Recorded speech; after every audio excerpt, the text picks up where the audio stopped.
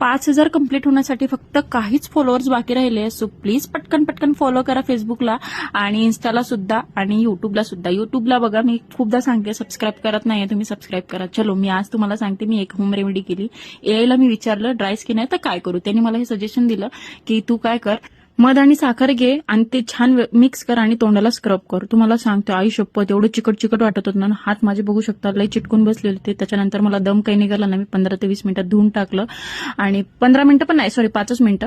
आणि पटकन असं धुतल्यानंतर खरंच सांगते ग्लो तर छान आला होता आणि सोबतच ओठाला पण लावलं होतं आणि ओठ पण छान नरम नरम झाले होते. फेस पॅक पण तयार केला. आता तो कसा, तर मध घेतलं 1 चमचा दही आणि थोडी हळद टाकली, ती पण माझ्या ती जास्तच पडली.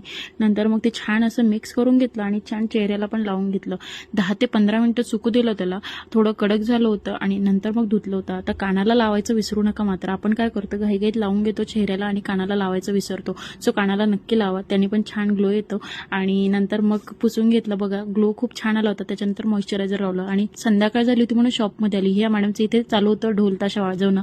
नंतर मग ती बघा हे पाळणं आहे त्याच्यावर पण झोपायचं होतं आणि लोकांच्या घरी जाऊन आम्ही चान्स काय सोडत नाही, जर गाणे चालू असले तिथे पण डान्स करतो. आणि रात्री कुत्तू आले, त्यांना म्हणायचं असते आम्हाला या आणि आमच्याकडचे बिस्किट खाऊन जा. रोजचं हे डेली रुटीन आहे. चलो बाय.